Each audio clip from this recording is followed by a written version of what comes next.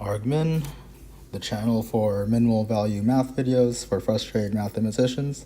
This is our real analysis course, lecture 7 on the Bolzanno Weierstrass theorem and on Cauchy sequences. So we introduced subsequences last class. Just to briefly recap that, a sequence is defined this way,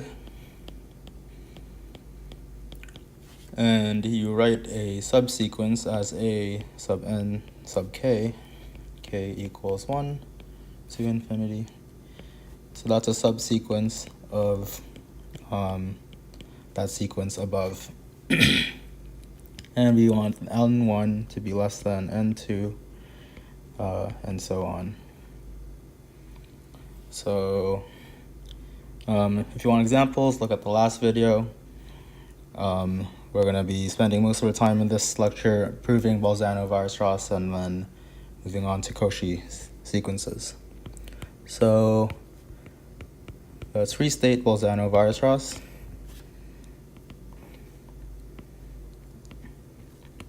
Bolzanno Weierstrass.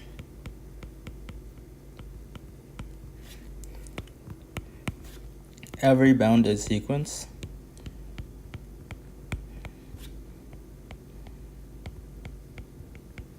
in R has a convergent subsequence.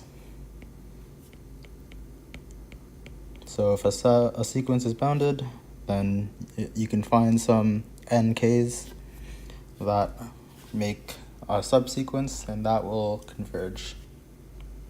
There's an example of it last lecture at the end with the oscillating -1 to the power of n sequence. Proof.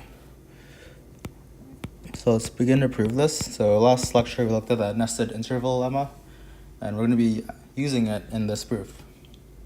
So suppose an is a sequence that is bounded. So there exists an m greater than 0 such that an, the absolute value, is less than or equal to m for all n and n in the natural numbers. So what can we do with this?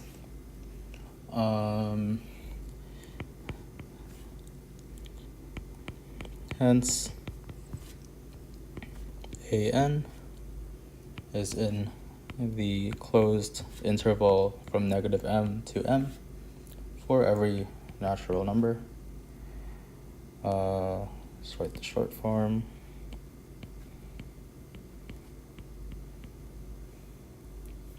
So let's make our first interval. Let I1 is equal to -m. This will have every thing in that sequence. So if we just draw it this way, this is m, this is -m, and the an's will always lie inside of it because it's bounded.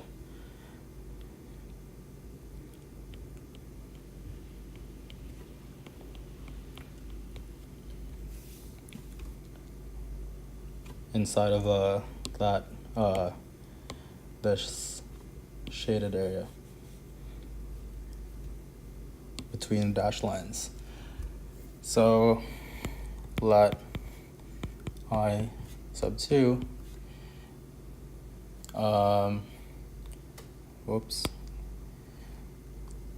before we get to I2, we can also write I1 as being from m to 0 union with 0 to m. And this is going to be important because we're going to be splitting it in half to determine I2. So let I2 be one of the halves which contain infinitely many ANs.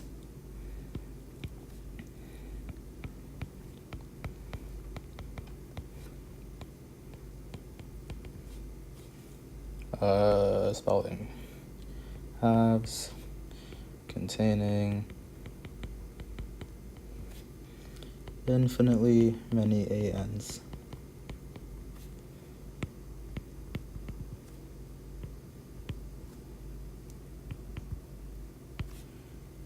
And then similarly cut I2 in half and let I3 be one of the halves containing infinitely many ANs. And there will always be this sort of half because it's actually no, it's not convergent, but it's not clear to me why the halves exist, but let's just keep rolling with it. So I is an interval containing infinitely many points of the sequence AN, and I equals J1 union J2 is a union of two small intervals. Okay, so if you have an interval that contains infinitely many points, and that interval is a union of two smaller intervals, then one of them contains infinitely many points of the sequence too.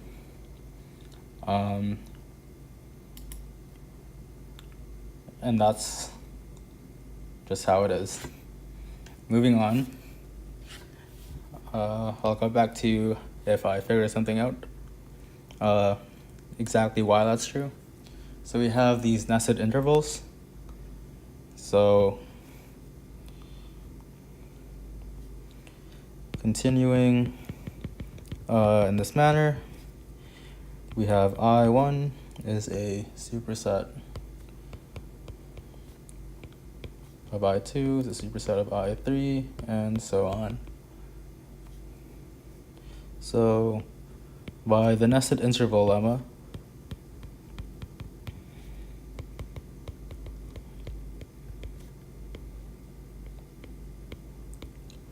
there's something in the infinite intersection of these sets.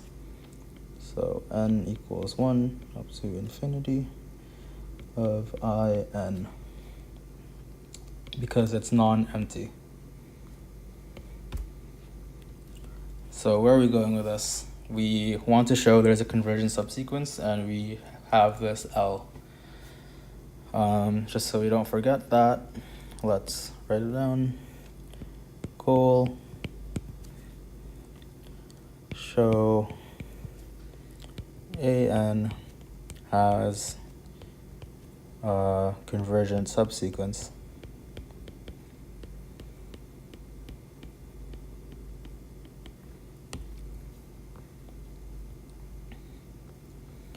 Just gonna move all of that away. So there's an L in these nested intervals intersection.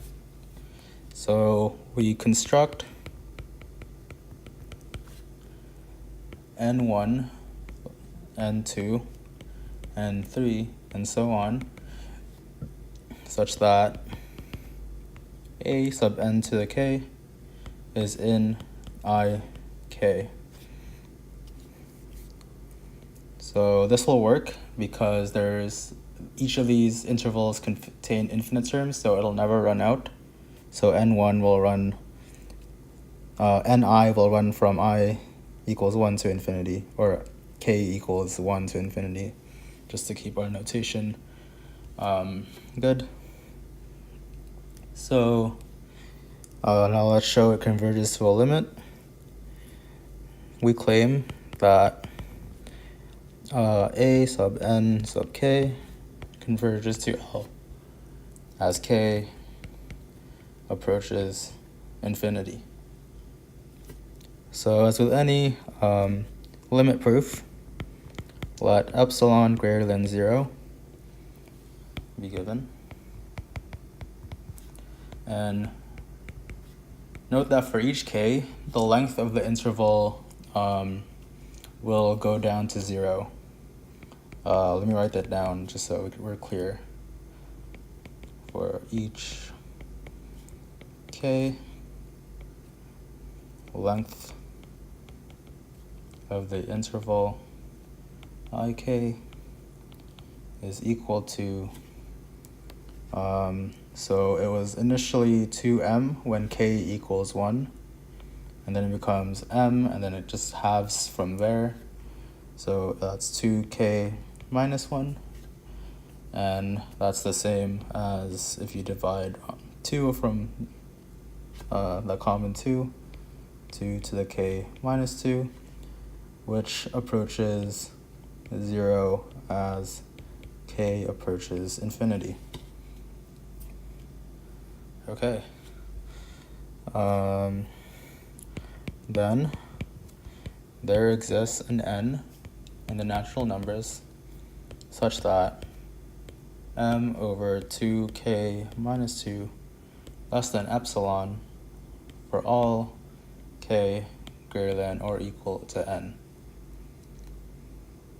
Because this term gets arbitrarily small.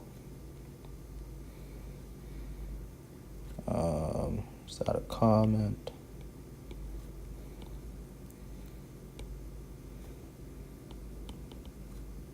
I don't like how it's overlapping that. Gets arbitrarily small. Yeah, that's fine.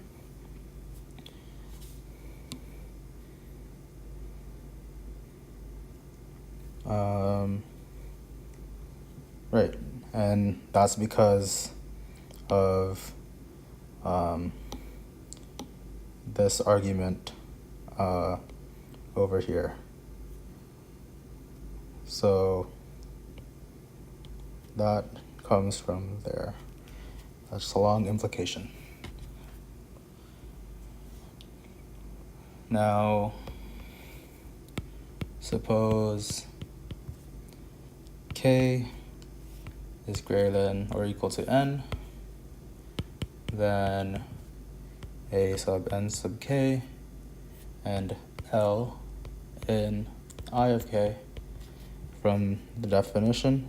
So we constructed, so these are by construction, and this L is from this nested interval lemma argument here. From nested interval lemma. Nested intervals, I think. Okay. So therefore, a sub n sub k minus L is thus less than or equal to m over 2k minus 2. Let's make that nicer. Minus L. Because it's in the interval, so it must be less than the length of the interval ik, just so this is clear.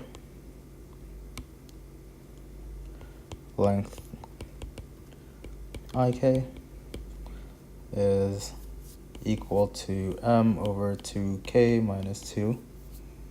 And so from before, that's less than epsilon. So we've shown that there is a convergent subsequence using the nested interval lemma. So walking back through the proof, we use the nested interval lemma to construct nested intervals, I1, I2, such that we cut it in half all the time for each next interval. The bound comes from the fact that an is bounded, because that's part of the requirement for Bolzanno Weierstrass, that it's a bounded sequence. And then, because these intervals are nested in that way, there is an L in them that satisfies that is in the infinite intersection. Then we found a way to find these indices n sub 1 to and so on. So that would go and then give us convergence from the fact that we have this length that goes to 0, and so that gives us something to relate to epsilon, and so that gives us this that this difference is less than epsilon.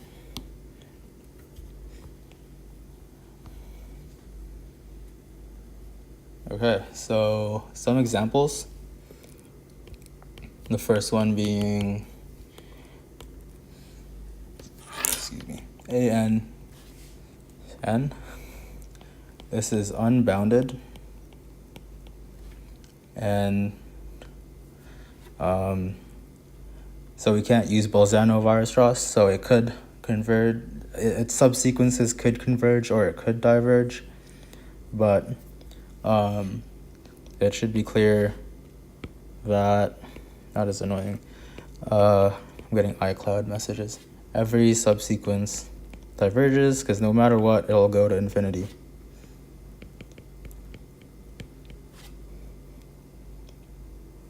Because it's monotonically increasing and it's bounded, and it's not bounded above. Also, another example, there exists a sequence of rationals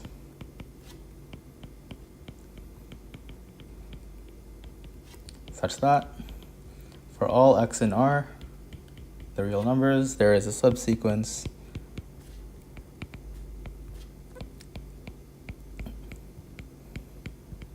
converging to x.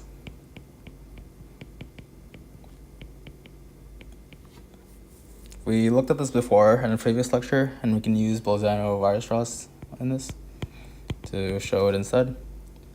So if we enumerate the rationals, Q1, Q2, Q3, and so on, and construct a sequence using these rationals, so Q1, Q2, and then it repeats Q1, Q2, Q3, and then Q1, Q2, Q3, Q4, Q1,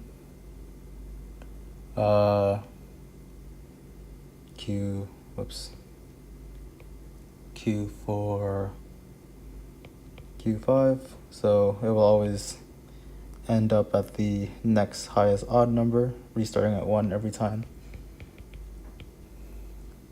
Then there exists a sequence Bn and Q, the rationals, such that Bn goes to x. By design, Bn is a subsequence of An, just from how we constructed it. And since An is bounded, the Bn converges.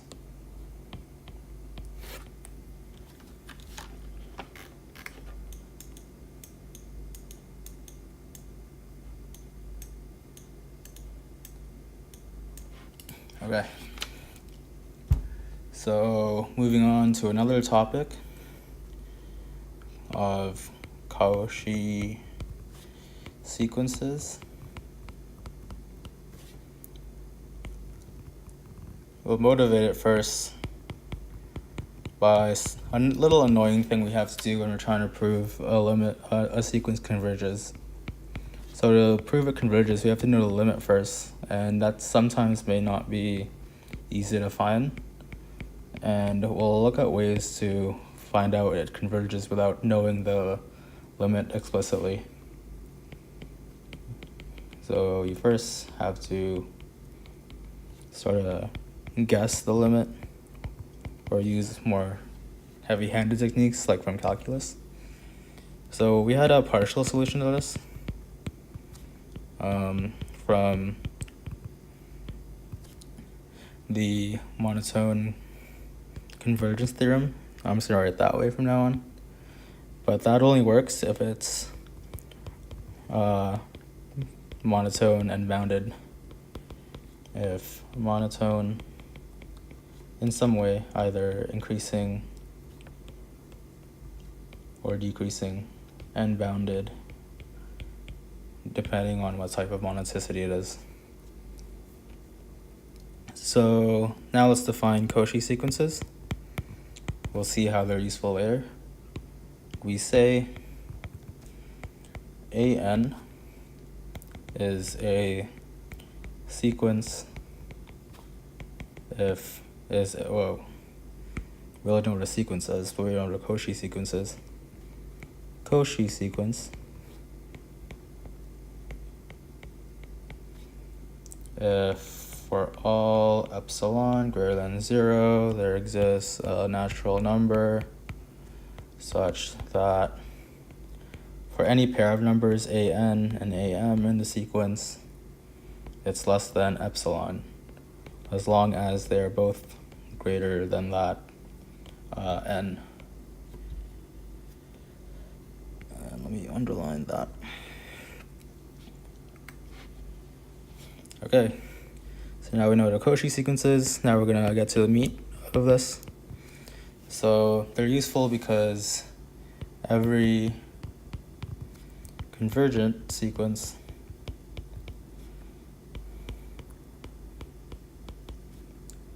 is Cauchy.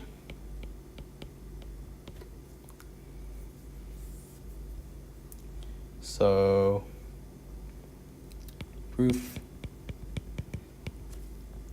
let me move it up so we can see the Cauchy sequence definition, which is all we want. Suppose the sequence of ANs has limit L in the real numbers, so it's a convergent sequence. Let epsilon greater than 0 be given. Then there is a natural number n such that a of n minus L is less than, we're going to fill this out later, based on how the proof progresses. It just has to be a positive number greater than or equal to n, just from the standard definition of a limit. So if n and m are greater than or equal to n, then an minus am is equal to, so you do the trick where you add and subtract the same number, and then you group things so they're nice. Minus L. I think I have a problem here. Whoops. No, how do I get rid of that?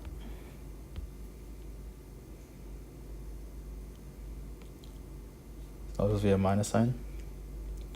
Minus L plus L minus AM.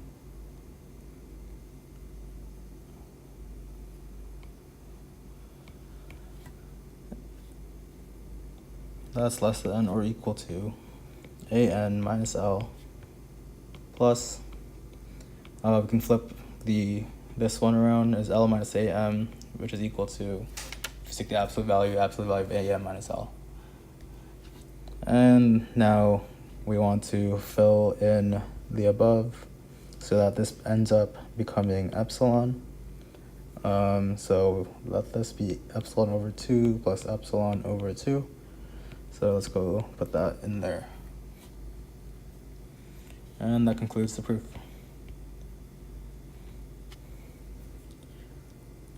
Now, that doesn't really help us in finding if a sequence is convergent, but we'll see the opposite direction in the next lecture. So every Cauchy sequence in the real numbers is itself convergent. But let's look at some other properties of Cauchy sequences for now. So Cauchy sequences are bounded proof. Let A of n be Cauchy. Let epsilon equals 1. Then there is an n in the natural numbers such that an minus am is less than 1 for n of m greater than or equal to big N. And if you forget what the definition of Cauchy is, that's exactly this. So, because we scrolled too far down. So then an minus am by the triangle inequality is,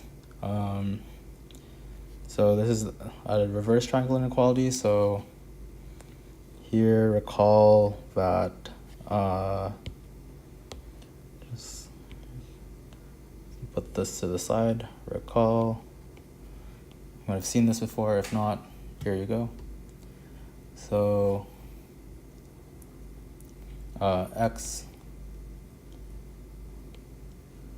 minus y, absolute value y, is less than or equal to x minus y.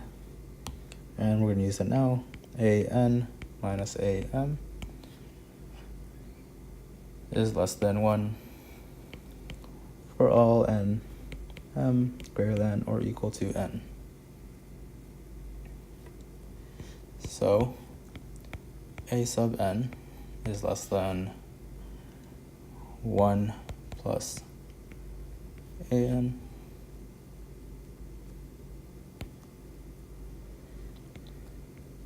a big N for all n greater than or equal to n, because of above. Because of the inequality above, if you replace m here with big N here and then move it to the side, move it to the other side of this less than 1, and you end up with this inequality. So let m be the largest of the absolute values of the sequence.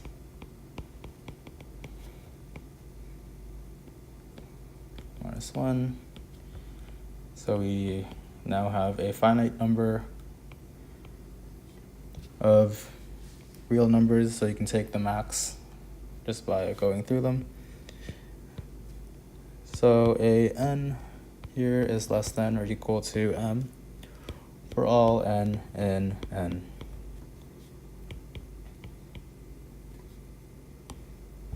So we had a constant over here that we knew, what am I saying? We have a constant over here that we knew was true for all n greater than or equal to n. Now we want to say something about all natural numbers n and n. So that's why we found this big M here to be the max of everything that this didn't hold for. So everything less than n. Let me rewrite this so it's nicer. So now we can claim that a of n, the absolute value of it, is less than or equal to m, which is exactly saying an is bounded.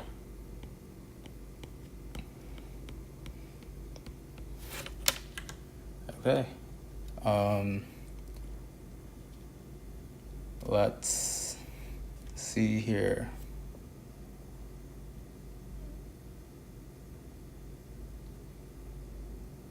I think that's it. I just wanted to make sure I didn't misspeak about Cauchy sequences converging. And it looks like that's true, and that's what we're going to be proving next lecture.